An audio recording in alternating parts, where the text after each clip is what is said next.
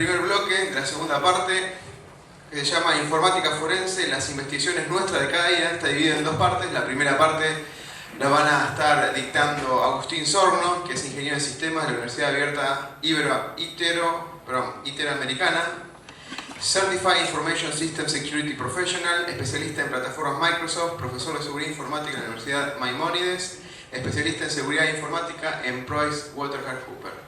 Y Andrea, que lo va a secundar, es analista de sistemas de la Universidad Abierta Interamericana, Certified Ethical Hacker, curso de Cybersecurity, consultor senior en PricewaterhouseCoopers, como evaluación de metodologías de seguridad. Fíjate, Agustín, si te ves bien así, si bajo. Bueno, todo tuyo, yo te marco.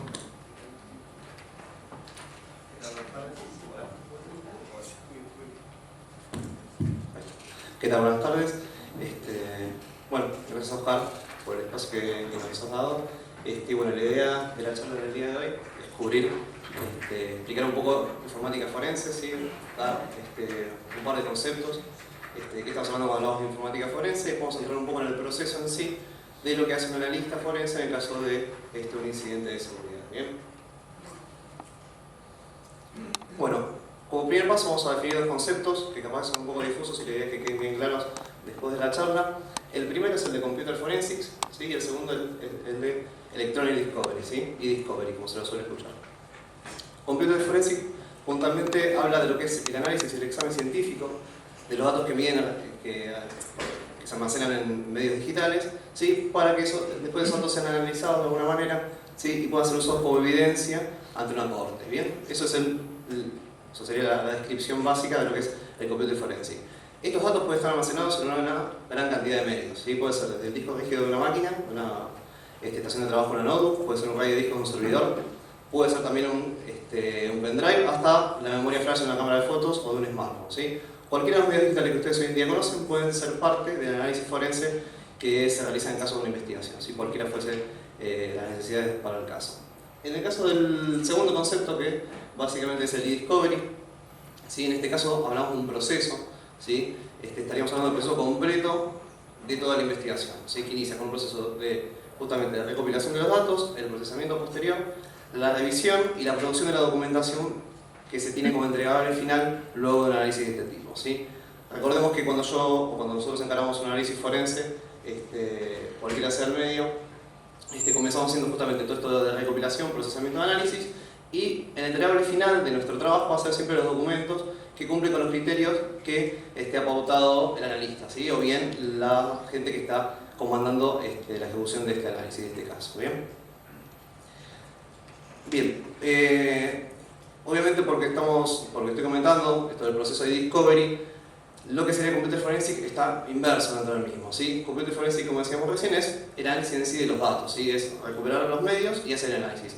El discovery es el proceso completo de esto, ¿sí? Que va desde, como decíamos recién, desde la recopilación hasta el entregable final, que sería el informe que entrega el analista forense para el caso. ¿Bien? Lo que vamos a ver a continuación sería una breve descripción de las etapas, ¿sí? Que vamos a tener en el caso de iniciar un proceso de discovery, ¿sí?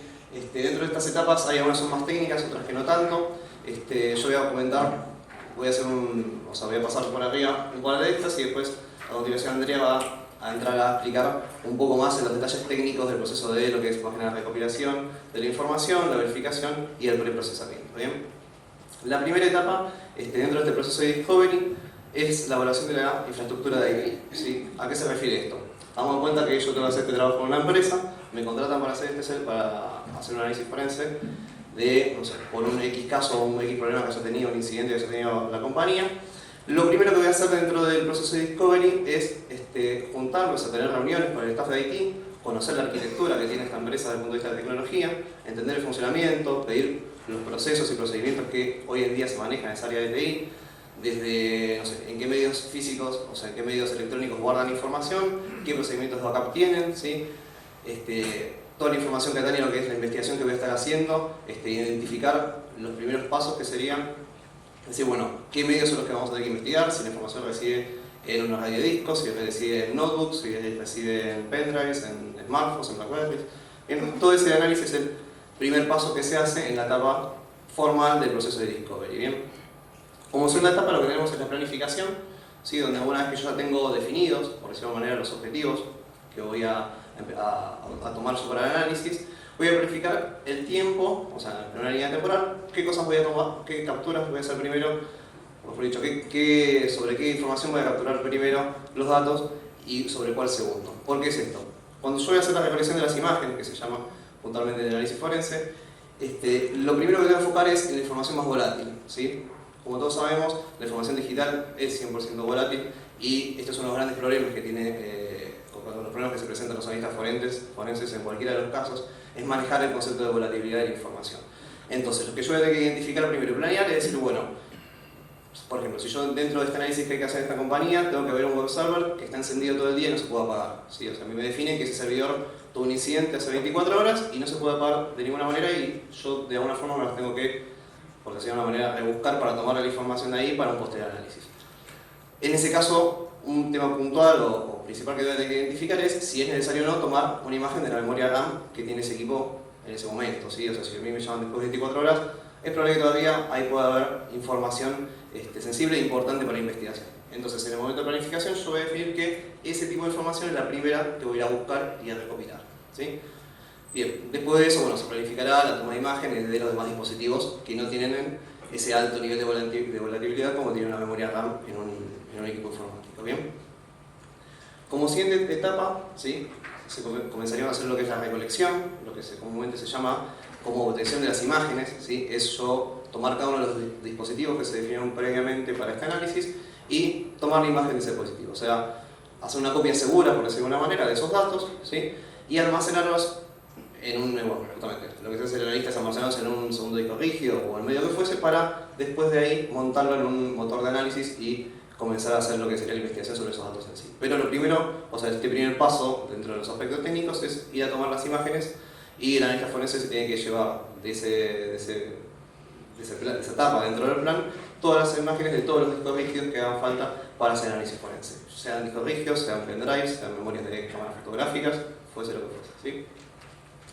Como tercer paso en este proceso de discovery, lo que se hace es verificar esas imágenes que yo tomé, ¿sí? Tanto sea disco rígido, pendrives o el dispositivo que fuese almacenamiento, voy a checar que esa imagen sea consistente, ¿sí? Que no tiene problemas de consistencia justamente, ¿no? Que no esté corta. Entonces, ahora más adelante Andrea va a explicar bien con qué herramientas y cómo se hace ese procedimiento, pero la idea de ese cuarto paso es verificar que la imagen que yo me estoy llevando, que estoy tomando en caliente del servidor ese, sea correcta y después no voy a tener problemas a futuro cuando la quiera montar en un software de análisis. ¿Bien?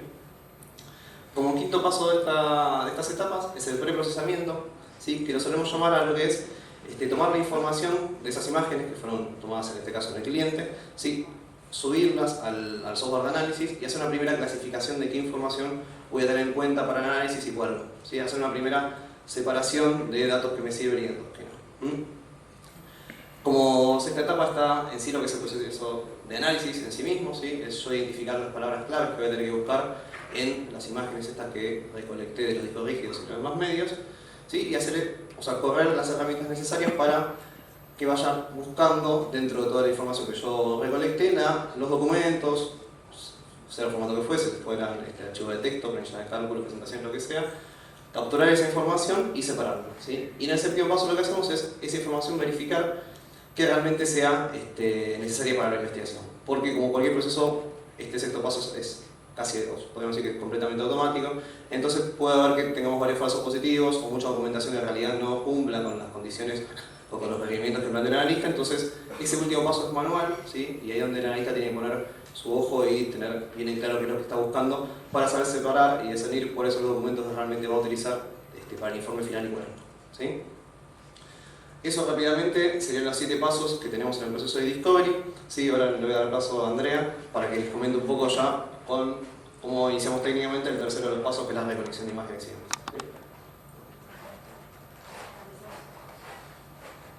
Bueno, esto en sí sería un poco más técnicamente lo que es el análisis forense. Lo que hacemos es, en el primer paso, hacer un inventario de los dispositivos que tenemos que adquirir la imagen. Eso ya pueden ser pendrives, puede ser disco rígido, desktop, notebooks, un servidor, como explicó Agustín, que tenemos que tomar una imagen en vivo. Pueden haber distintos medios de los cuales tenemos que adquirir la imagen. Bueno, luego se hace el proceso de adquisición de imagen en sí, que bueno, después vamos a entrar un poquito más en detalle de cómo hacemos esto.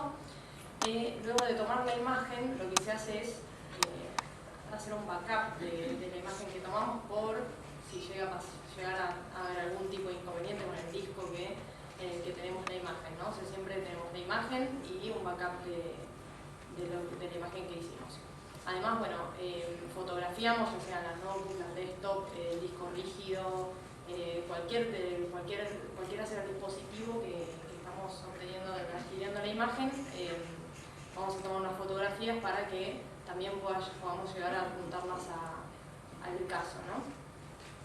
Luego de tomar la imagen en sí de la adquisición, lo que se hace es verificar que la imagen, que el hash que se genera cuando se realiza la imagen coincida con el hash que se obtuvo en el disco. Esto es una verificación que se hace para que podamos comprobar que los datos en sí no han sido modificados desde que se obtuvo la imagen que estamos haciendo hasta que llegó el disco rígido, ¿sí? O sea, con eso vamos a comprobar que los datos no han sido modificados.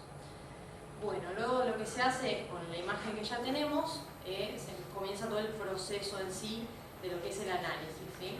Este análisis incluye una carga de todo lo que tenemos en el disco rígido, que va a ser una imagen que tomamos de una o más computadoras, o podemos llegar a tener pendrives, un servidor, 15 computadoras, o sea, todo junto. Lo que se hace es se carga en un servidor que se usa para esto.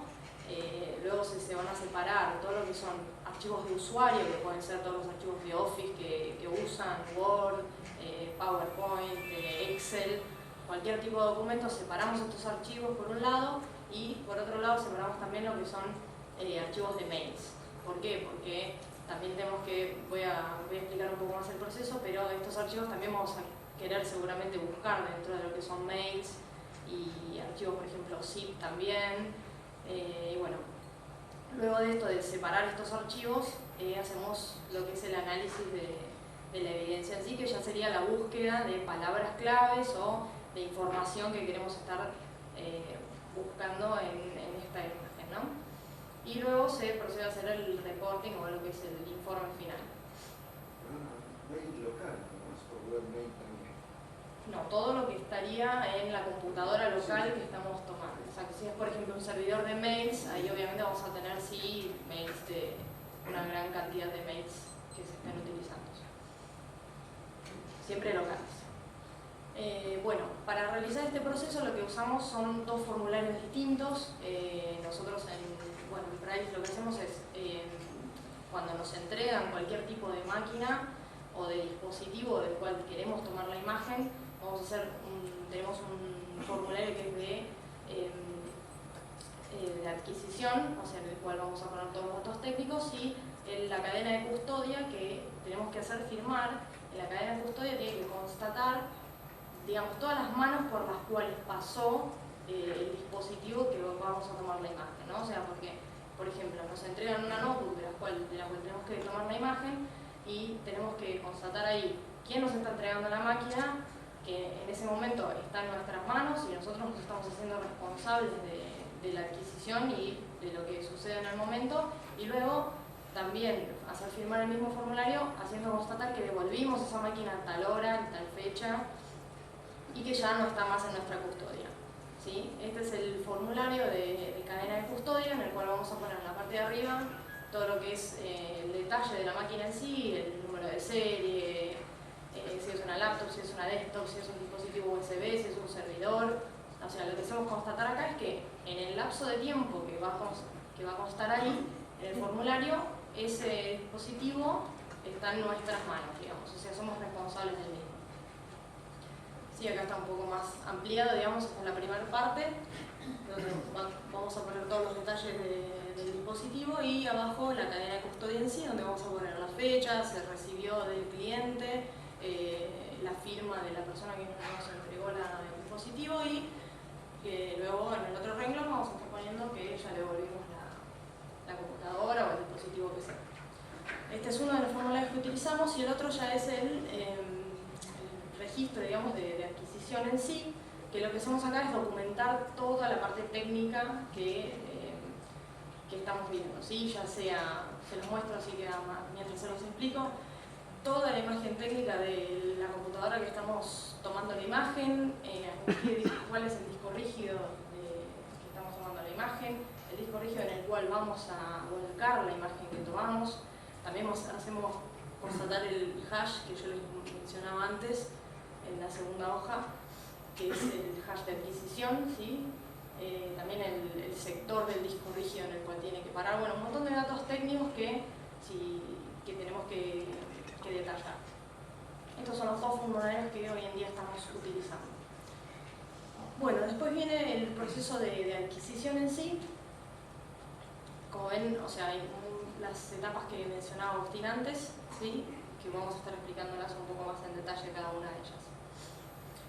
Bueno, como les mencionaba Agustín, hay varias formas de adquisición de imágenes, ¿sí? Puede ser, por ejemplo, se usan el Live Forensic, que es la toma de imágenes en vivo, que esto se usa más que nada para lo que es un servidor, el cual no podemos estar apagando. Luego se usa para lo que es desktop, notebook, las distribuciones de Linux que usamos también para la adquisición de imágenes. Se usan también dispositivos de hardware, en el cual no estamos necesitando ningún software, o sea, sino que directamente enchufamos un hardware, el disco de origen, el disco de destino, y lo hace solo por nosotros. Y también está la adquisición de dispositivos móviles. Esas son más que nada las grandes formas de adquisición de imágenes. Y bueno, y para esto utilizamos varias herramientas, que las voy a estar detallando un poco más adelante, pero bueno, puede ser tanto por hardware como por software, ¿sí? Bueno, acá está el Live Forensic, que como les explicaba es Agustín, donde no podemos apagar el servidor y tenemos que preservar datos volátiles. Se usa el Live Forensic Imaging. Y lo que usamos la herramienta que usamos nosotros es el FTK, que es una herramienta gratuita, que con esta herramienta no hace falta, digamos, apagar el servidor del cual estamos tomando la imagen y nos permite hacer el mismo proceso que con cualquier disco rígido. Bueno, estas son las pantallas, digamos, del FTK, que es la herramienta que utilizamos nosotros para lo que es la adquisición en vivo de un servidor. Bueno, luego para adquirir imágenes de ya lo que es cualquier tipo de dispositivo que tenga un disco rígido, ya sea una notebook, una desktop, cualquier otra máquina, lo que usamos es el Helix, que ya posee la utilidad del Linen, que es Encase. Son herramientas gratuitas también. Y bueno, nosotros utilizamos esta herramienta ya que, o sea, lo único que se tiene que hacer es bootear la computadora con este CD, o sea, se arranca la computadora con el CD colocado y se enchufa el disco rígido externo en el cual vamos a volcar la información. Este CD también lo que hace es bloquear el disco rígido del cual estamos obteniendo la evidencia para que, o sea, lo cual nos indica que no se va a modificar ningún tipo de información del disco rígido del cual estamos adquiriendo la imagen, ¿no? Bueno, eso es lo más importante, digamos, que tiene esta utilidad. Bueno, estas son las pantallas del Helix en sí, que es el CD que posee muchas herramientas, entre las cuales está el Linen, que es el que usamos para la adquisición, que es una utilidad de Encase. Bien, acá vemos que nos muestra todos los discos rígidos, por ejemplo, que posee la máquina, y lo importante de nuevo de esta herramienta es que bloquea el disco para escritura, o sea, no hay manera de que el disco del cual yo estoy tomando la imagen pueda ser escrito. Así que eso es lo importante, digamos, de todo este proceso de toma de imágenes en lo que es para ser utilizadas en un análisis forense. Bueno, luego también podemos utilizar un hardware. Nosotros usamos el hardware que es el TD1 de Tableau. Lo que permite este dispositivo es que no tenemos que usar ningún tipo de software, o sea, con el hardware directamente se conecta el disco de origen y el disco de destino. El disco de origen es bloqueado automáticamente por hardware y el disco de destino podemos dejar el mismo e ir colocando los discos de origen y todas las imágenes van al mismo disco de destino, por ejemplo. Lo que posee también este hardware es que se puede luego, el mismo disco de destino en el cual ya colocamos todas las imágenes que obtuvimos, duplicarlo. Entonces ya nos permite hacer la duplicación, sin utilizar ningún software, o sea, obviamente es mucho más seguro. Pero bueno, esto siempre que no sea una adquisición en vivo, ¿no? O sea, para esto se puede usar un hardware. Bueno, además de, entre otras cosas, te permite formatear el disco, hacer un wipeo para que son muchos formateos a la vez. Bueno, y mantiene un log de todo lo que realizamos con el hardware, así que eso también es importante a la hora de un análisis forense. Bueno, luego para lo que son dispositivos móviles, que es otra de las formas de toma de imágenes, utilizamos un software que es de Paraben, el Device Seizure se llama, bueno, en el cual podemos tomar imágenes de cualquier dispositivo móvil, ya sea PDA, BlackBerry, dispositivo GPS, cualquier tipo de celular. Bueno, lo que hace es exactamente lo mismo que hacemos con las notebooks, se realiza con este software, ¿sí? Y bueno, o sea, lo bueno de esto es que después se pueden utilizar, o sea, hacer búsquedas también y obtener contactos, el historial de SMS borrados, o sea, se puede realizar el análisis forense sobre cualquiera de estos dispositivos. Bueno, luego entramos más en lo que es el procedimientos de carga y preanálisis, que ya, o sea, es una vez que ya obtuvimos la imagen en sí, por ejemplo de una computadora, yo ya tengo la imagen de esa computadora. Bueno, ahora lo que hay que hacer es comenzar con todo el análisis en sí. Para eso lo que hacemos primero, o sea, el primer paso, es analizar el hash, como les decía yo antes. No vamos a entrar mucho en el detalle de qué es, porque es un poco más técnico y nos vamos a ir un poco de tema, pero sí lo que es importante destacar es que el hash nos permite verificar que la imagen, o sea, la computadora de la cual yo obtuve la imagen es la misma, la información que está ahí contenida es la misma que tengo yo en mi disco rígido externo. Sí, o sea, eso es lo que nos permite verificar que los datos no han sido modificados. Bueno, luego lo que realizamos es un análisis de firmas, que lo que nos permite este análisis es, como ustedes saben, o sea, si yo tomo una imagen de una desktop o de una notebook, tenemos, además de todos los archivos que nosotros estamos interesados en buscar, que son archivos de Office, mails, etc., están también todos los programas que tenía instalado el usuario, todos los archivos de Windows o del sistema operativo que esté utilizando. Entonces, para eso lo que hacemos es un análisis de firma, que ya están en los programas que se utilizan para análisis forense, ya están preestablecidos estos programas. Entonces lo que se hace es buscar todos los archivos que sean tanto de sistemas operativos o de programas comúnmente utilizados y los sacamos de la búsqueda, ¿sí?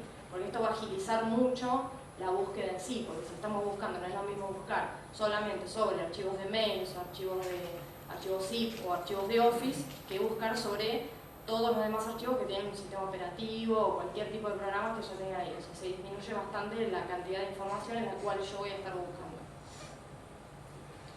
Bueno, luego lo que se realiza es el montaje de los archivos estructurados. Por archivos estructurados nos referimos a cualquier tipo de archivos que adentro vaya a estar conteniendo otros archivos, ya sea un archivo comprimido por zip o por RAR o cualquier tipo de compresión, archivos de mail, que pueden ser un PST, por ejemplo, en el cual estamos guardando muchos mails, un NSF, que es el formato en el que guarda el Lotus, cualquier tipo de archivos de mails, documentos de Office también, bueno, y el TAMSDB, que bueno, son archivos compuestos, ¿sí?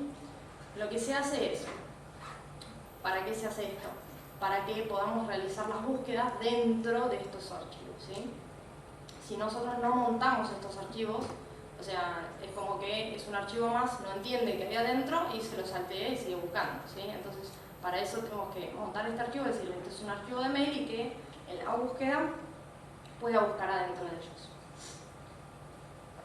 Y después se realiza lo que es la búsqueda en sí, que, bueno, ya vamos a tener un listado de palabras, las cuales vamos a querer buscar en los archivos, ya sea de mails, de Office, en cualquier tipo de archivos que tengamos. Y bueno, nosotros por lo general es otra área la que ya nos hace la investigación y nos da el listado de palabras, pero bueno, esto depende del procedimiento que realice cada una de las personas. Y bueno, se seleccionan las palabras y bueno, depende qué programa se utilice para hacer la búsqueda, es la forma del lenguaje que se va a utilizar para hacer las búsquedas, ¿sí? Lo que se puede hacer además es un filtrado condicional. Esto sería, por ejemplo, en el caso de que ustedes estén utilizados solamente en buscar en archivos de mails. Entonces todo lo demás lo podemos eliminar. O sea, no haría falta que tengamos todos los archivos RAR, todos los archivos zip, todos los archivos de Office que hay en la máquina, o todos los archivos que sí. Bueno, la búsqueda se va a realizar solamente en archivos de mails, o solamente en archivos Word, o solamente en archivos PPT. O sea, se pueden filtrar condicionalmente al tipo de archivo que sea, o solamente en archivos que han sido eliminados de la máquina, porque si ya sabemos que con anticipación que el archivo se eliminó, vamos a buscar solamente sobre ese tipo de archivos.